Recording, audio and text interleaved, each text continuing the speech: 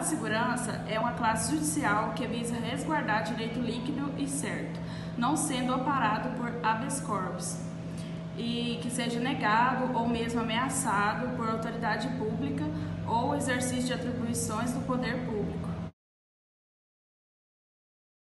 Eu vou falar sobre as características do mandado de segurança. O que vem a ser essas características? Essa característica, ela é uma garantia do direito líquido e certo. Vou citar um exemplo.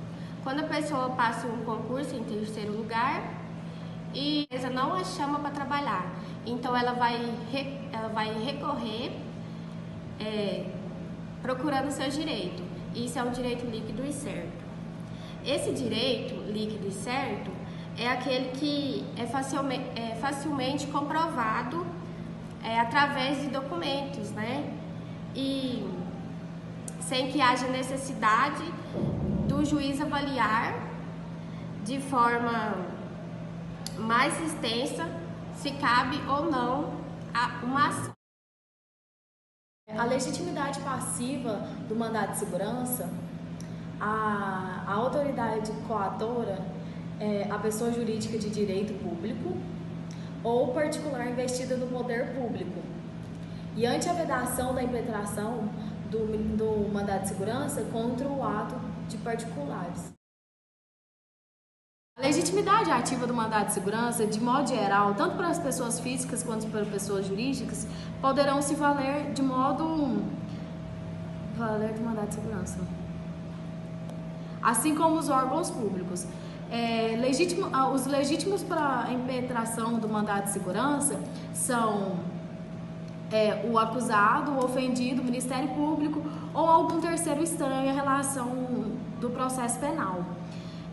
Em matéria criminal, a pessoa tem que ter direito líquido, certo e violado pelo ato. E ainda é necessário que a parte tenha capacidade e necessitando quando não se trata de impetração pelo Ministério Público, que o mandado de segurança seja subscrito pelo advogado, devidamente constituído e inscrito pela ordem. Olá pessoal, como os meus colegas já têm dito sobre o mandado de segurança, o seu conceito, a sua natureza jurídica e algo mais, eu estou aqui para falar sobre as espécies do mandado de segurança.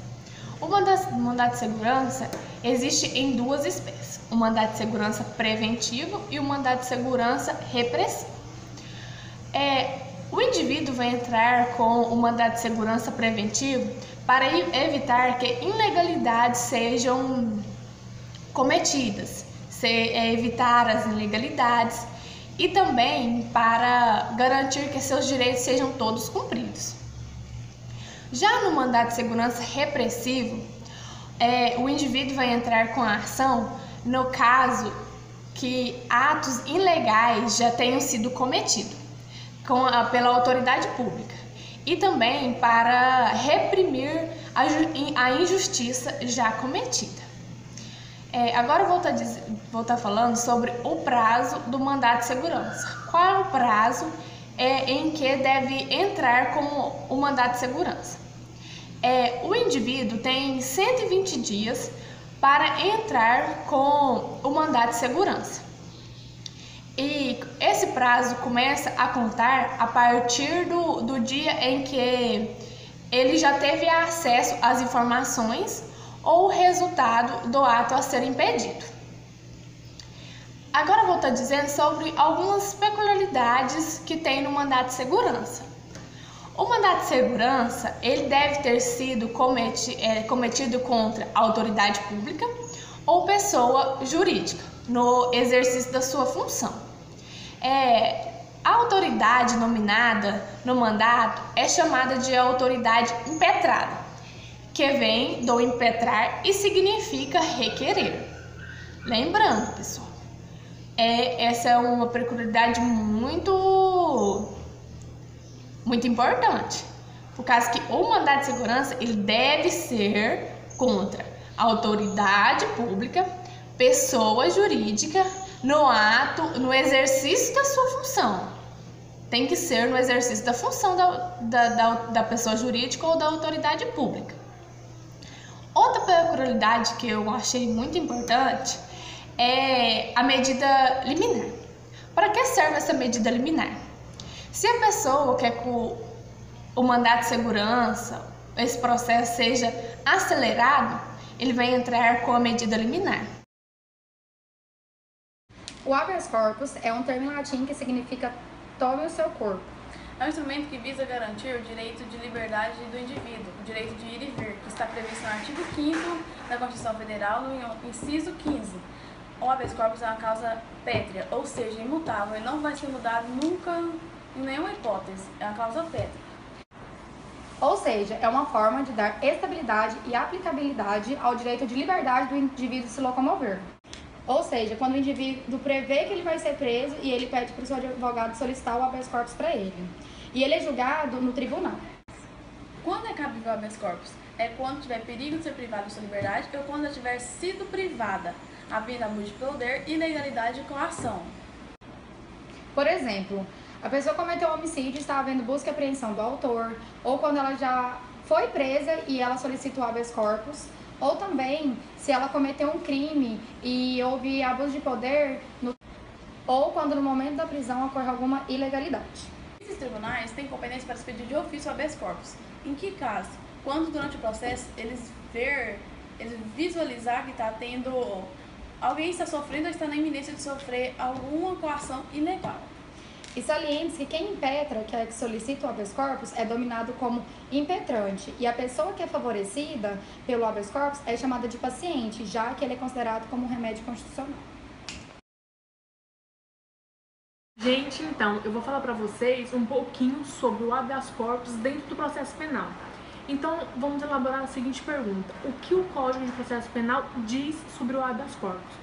No artigo 644 do Código de Processo Penal diz o seguinte: dar-se-á habeas corpus sempre que alguém sofrer ou se achar na iminência de sofrer violência ou coação ilegal na sua liberdade de ir e vir, salvo nos casos de punição disciplinar. Então, o que a gente consegue entender? Essa parte que o Código de Processo Penal fala sobre o habeas corpus é simplesmente o seu conceito de ponta a ponta. Como as meninas já disseram em alguns momentos e até deram alguns exemplos sobre esse tema, é da seguinte forma: a pessoa, quando ela observa que ela está sofrendo ou já sofreu uma punição do risco de ser tirada da sua liberdade, ela simplesmente vai pedir o habeas corpus. Então, gente, quem possui legitimidade para poder solicitar o habeas corpus? O artigo 654 do Código de Processo Penal diz o seguinte: o habeas corpus pode ser impetrado por qualquer pessoa em benefício próprio ou de outrem e até pelo Ministério Público. O que significa esse artigo? Simplesmente que, por um exemplo, eu, Adriana, estou sendo correndo risco de sofrer uma prisão. Eu, em benefício próprio, posso solicitar o habeas corpus, ou quando eu observar que outra pessoa está sofrendo ou está correndo risco de ser privado da sua liberdade, solicito para esta pessoa o habeas corpus. Ou, na outra hipótese, que o próprio Ministério Público solicita o habeas corpus.